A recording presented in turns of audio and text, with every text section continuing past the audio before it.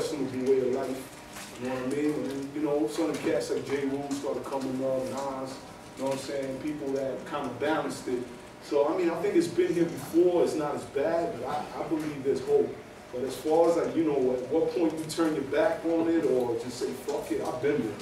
I've been there. I mean, you can ask Steve, I don't remember when the fuck we sent something to Def Jam or whatever the fuck and said, yo, holler, you know, we ain't holler at nobody. We just did our thing, we made our record, and we just try to promote it to the markets and to the people we felt, you know, we listen to our music and appreciate it.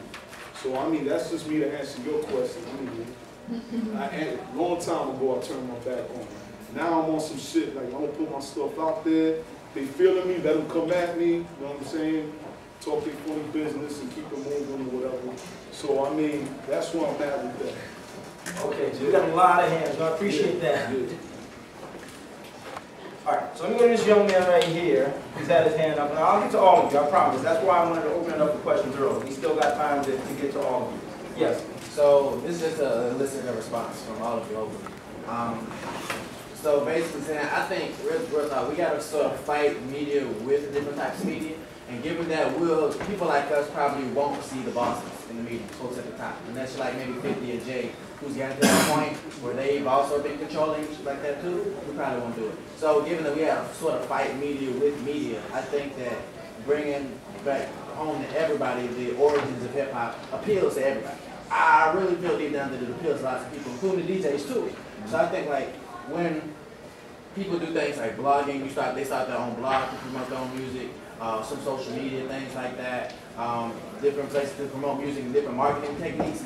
And in a sense, we sort of have to strike a balance, find a middle ground, and maybe become a cultural capitalist in some respect as far as marketing to get our messages across, even if it is being cutthroat against those people who's blabbering shit because like that's all they know, or they're going for that money. So like for the cause, I sort of see like in a way we sort of got to sharpen knives and everything and be super serious about promoting our stuff, even if it is sort of like knocking out competition for the folks that's doing this stuff right here. So like for instance, there's artist I think you and I, or Unity, in the West Coast, Marcel Giallo, he bought houses off the songs. Houses that was foreclosed, bought them for a song or whatever, turned those into places where other artists could come do work, do galleries, stuff like that. He was balling that like that. What they was doing, he was doing that on a smaller scale, and it sort of became like a cultural district for his place. And I feel like, yo, meeting up with all the other DJs and the artists like that, and sort of making like a coalition, like we're gonna take back what we want. So as far as like, I feel you on occupying the radio stations and stuff like that. Having more of a stronger presence in our communities to where we're the ones holding the rallies again. And we're taking the people like, but like when Fiasco Friday happened or whatever, way back when, it's like, we know what happened with that album and everything like that. But people rallied around him and he had nothing to do with it. We in the communities, super duper visible, we can do that shit too, you know what I mean? So it's like, so I'm just trying to elicit a response. How y'all feel about like, I don't know, for real talk, like getting people, again, in the streets for the music and trying to pull that from maybe, if not the corporate sphere, from the people who's on the ground level, you know what I'm saying? For the money and things like that. How do y'all feel about adopting more of those techniques that were used against us, you know, to forward and promote our message? Because that have been people like who have sort of like hid some deep messages and something that might be shrouded in what might seem to be a pop type of shell as far as the sound of the music. People who do amazing type of promotion techniques, like for instance, Wiz Khalifa had his name on lighters that were / beer bottle openers. That's all he raps about, but it's like a promotion, you know, in Pittsburgh. In a way, when we're gonna like just rep our city, let's get up out there and then still have our people in to where we're still the culture creators, we're still the culture representatives that we were back then. Because rapping and MCing is just another form of spoken word, another form of oratory, another form of being like, whether you're a prophet or whatever you want to call it, it's still that lane as an artist in general. So how do y'all feel? When do y'all want to like get up in that? Well, I got to say this to you in your response, and I think the crux of what you're saying is how to use parts of the model that's happening now to help what we're doing, And is that possible? And I think definitely it's possible. And the people who know it well are people who are successful at doing it. And I'm not mad at those people. As a matter of fact, I want to say this panel may seem like it is totally on that side, but it actually isn't, because I learned from Jay-Z. I learned from his understanding of business and his economic understanding. I learned from E40, I learned from Too Short, I learned from Swab House, I learned from Lil J, and I learned from regardless of Master P, regardless of whether I think he's a good rapper or not. I learned from these people because of their tenacity at understanding the model of turning what they're doing into more.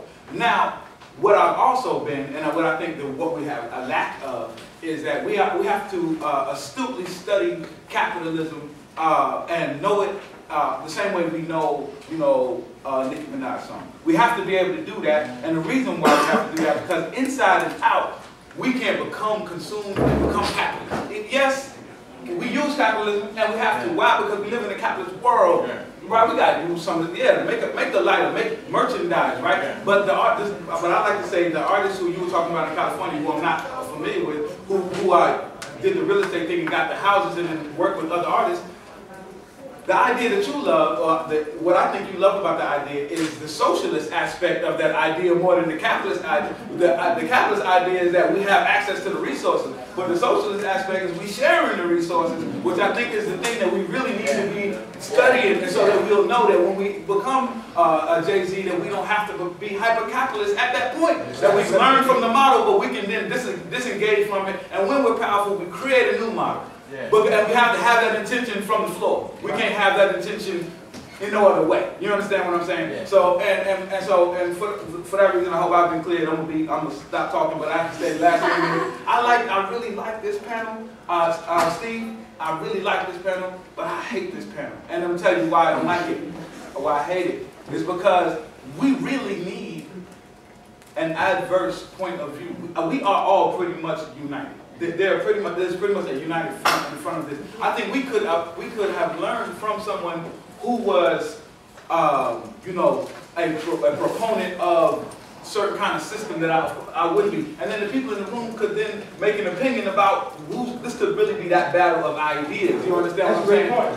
And so, because I think we could have learned from that. But that's just a criticism. So that's for next time. That's a great point. That's a great point. All right, so we'll go here. I'm gonna get you guys. All right, go ahead. Okay. And let's keep our questions as concise as possible so we can get everybody in. And we gotta, Real quick, when I was looking at the clip of your video at the beginning, I noticed that a lot of the footage, it seemed like it was in Italy.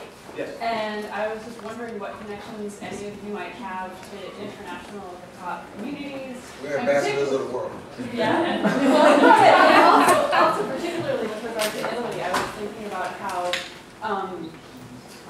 there are hip-hop groups that are very connected to social centers and to independent radical radio stations, and they're working together and creating, more of a synergistic, stronger something out there, getting the music and the ideas out there together. And I didn't know if any of you were familiar with that or how you were connected. And I'm going to speak real quick because them is just sparked me about, he just came off a tour, and that's where that footage from Rome, and we was watching it this morning in my house, and it was crazy.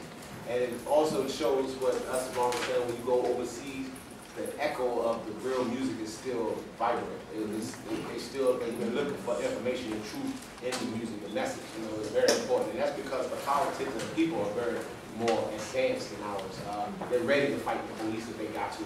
They're not scared. Like, we're scared in America. We talk a lot of shit, but when the police come around, we running our house and shit.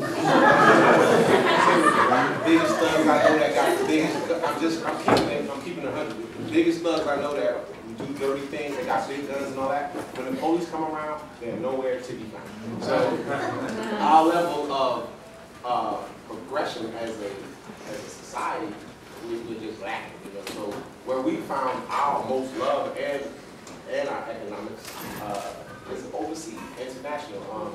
Linking up with PREZ, one of the best things I could have done for my international swag.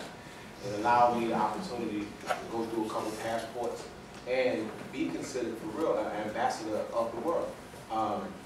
Whether it be in Rome or Kenya, East Africa, we're welcome. And the level of oppression to disenfranchise people are the same. It's the same shit going on. The hands that's beating down on people is the police got been put on our neck. So a message of truth in a tight format of rap over dope beat, it really works. And internationally, they actually paying for that. Like they feel it that much. So we find ourselves a lot of times going overseas. Him has this great song that's out right now. You can check it out. He did it for the benefit of Palestine, and he did it with an artist from Palestine. I mean, who does this kind of shit? But international ambassadors, and we've been able to do it from the music, from telling the truth in the music. So we've grown alliances with cats like us all over the world, and that just echoes not only the power of the music, but the responsibility of the artist.